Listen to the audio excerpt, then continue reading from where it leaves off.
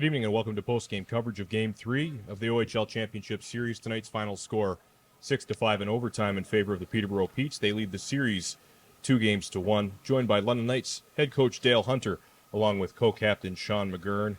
Coach, playoff hockey tonight. Both teams looked like they were wearing down there towards the end of the game, just a matter of a fortunate bounce for the other side in overtime. Yeah, both teams are going back and forth all night, and it's one of those games where whoever gets the break at the end, they're going to score in overtime. Sean, 2 goals tonight. If you can just think back on the game in a snapshot, is there maybe one or two things you'd like to have seen your team do better in this game? Yeah, I think we could have done a better job of helping Bo out. We gave them too many opportunities, and they pounced on them and they scored.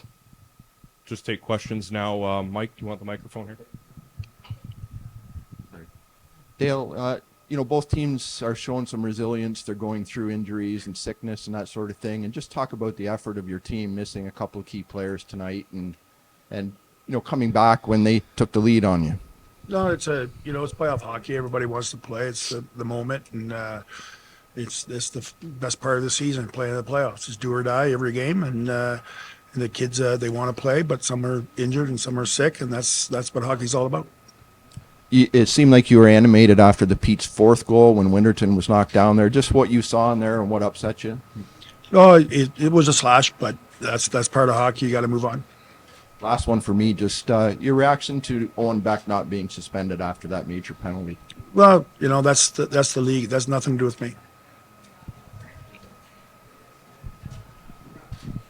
Question for Dale, just how do you think that your team responded and adjusted to the way that this rink is structured? Obviously, the squared corners and the benches being located where they are. Do you think that was an adjustment period for them, or do you think that they handled that well? No, they did a good job.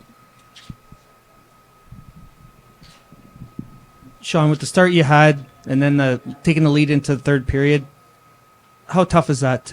That's something that you guys don't usually do, right? Lose that game?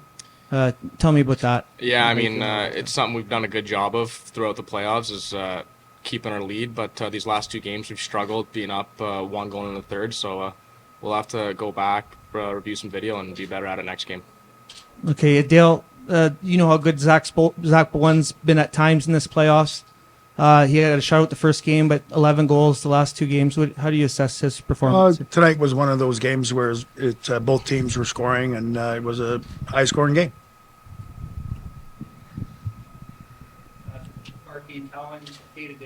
Day to day. Sean, it was the start that you wanted. 2 goals, you got that first one, and you got the crowd silence. For next time, what do you guys have to do to make sure it stays that way? Just be ready, because they're not just going to sit down and roll over. So we got to keep pushing, keep playing our game, and yeah. And Dale, now that you've had a game here, your second time here in Peterborough, are you a little bit more well-adjusted to the rink here and moving forward for Wednesday's game? Yeah, we're always excited to play, and it's playoff hockey. Everybody's excited to play. Back with further post-game coverage of Game 3 of the OHL Championship Series, and the Peterborough Petes with a big 6-5 overtime win tonight. Joined by Pete's head coach Rob Wilson, along with overtime hero Tucker Robertson. And Tucker, we'll give you the first answer. Maybe just walk us through the goal, probably one of the bigger ones you've scored all season. Yeah, for sure. Probably the biggest so far. I think Hazy got the puck on the half wall, and he had a guy on him. He made a really strong play on the wall to get it out. And then I just kind of drove the net. Don't score many kind of nice goals in overtime. You just want to get to the net and try and bang one in. And Hazy made a great play to cut to the middle and kind of got a lucky bounce and popped right in front of me and put it in the open cage. So super happy to get it. Coach, physicality, a big part of your team's game, and that kind of shined through tonight. How important in a 7-game series like this is finishing every check and being thorough the way that your team was tonight? Oh, you have to, right? That's what this type of hockey is. And London play a very difficult game, and the compete on their side is very high. So we have to match that compete all the time. And, it wasn't pretty tonight. I wasn't overly thrilled with our game, but we got it done. And at this time of the year, that's the most important thing. Mike, here's the microphone. Tucker, you've been here a long time. Just talk about after that goal went in, the reaction, sort of the atmosphere in the crowd here. It's probably something you haven't quite experienced. Yeah, it was awesome. Peterborough's been so fun to be in this playoff run. Couldn't imagine how much the fans getting into it. And I drive downtown, and I see signs in every store, and getting stopped by people all the time, wishing us good luck. And then the crowds at every game are just so electric and so fun to play in front of. So we're feeding off it, and it was an unreal experience tonight. Rob, I know you say you weren't happy with a lot of the game tonight, but you have to be happy with the resilience this group showed as well tonight. Well, yeah, and that's what makes you happy as a coach. You know, sometimes you don't have your best night, and you pull out a win like this at this time of the year. Our best period was the third period, and so we started to get ourselves going in this game. I didn't like our first period at all, but the way these guys respond, as I've said before, I'm not always the happiest guy to be around, so. I let them know when I'm not pleased with our game, and the way they respond to that is very impressive. It's easy to just put your head down, and these guys don't do that. They actually pick their heads up and they get going, and it's a big part of trying to win a championship, and it's a big part of trying to become a pro.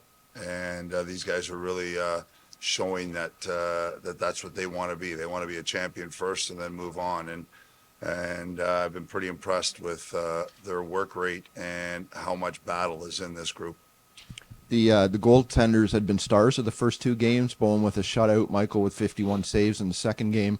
It seemed like they maybe were both fighting it a bit tonight, Rob? Oh, I don't know. It's intense. You got bodies everywhere. It's easy to say that.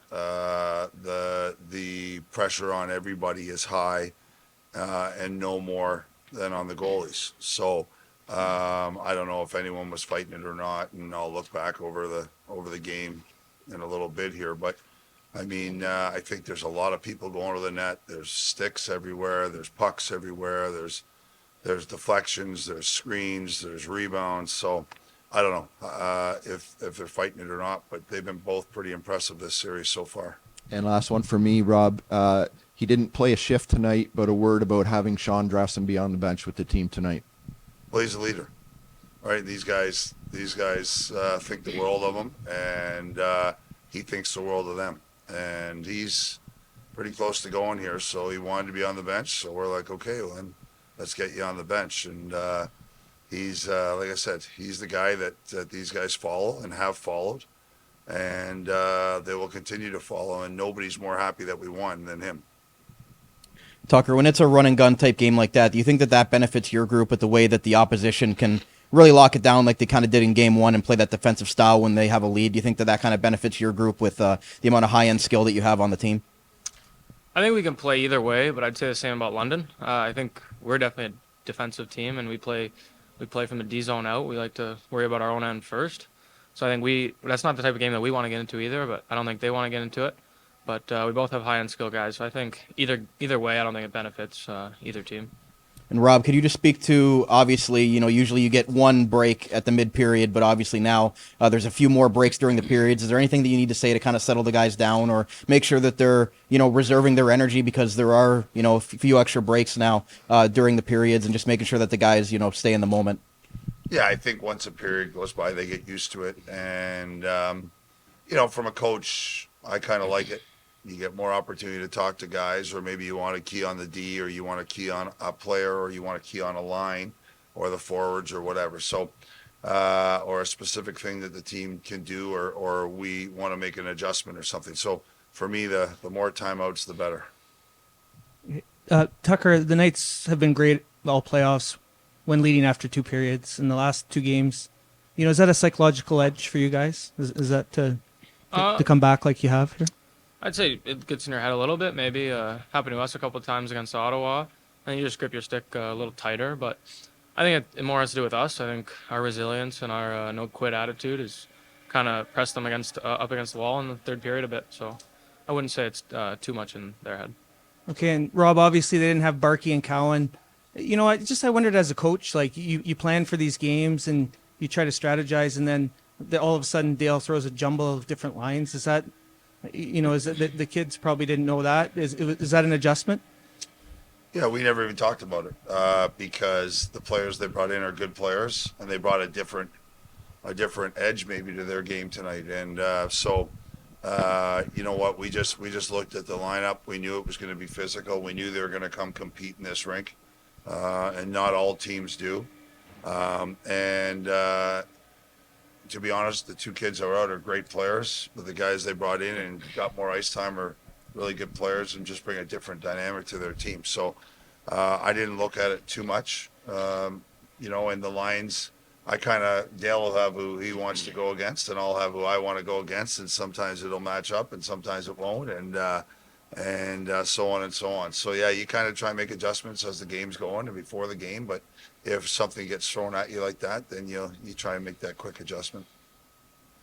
Tucker, you've had 2 consecutive game-winning goals now in this series in back-to-back games. What's been clicking for you in this series? I don't think my game's changed much over playoffs. I think I've been getting a lot of chances throughout playoffs, and I think I played pretty well. But kind of earlier, it wasn't going in for me. I hit lots of posts, just kind of missed the net a bit too much, and I'm playing with 2 really good players, so they make it easy for me out there. I get a lot of chances, so I've been able to bury them lately, but I'd say nothing's changed too much.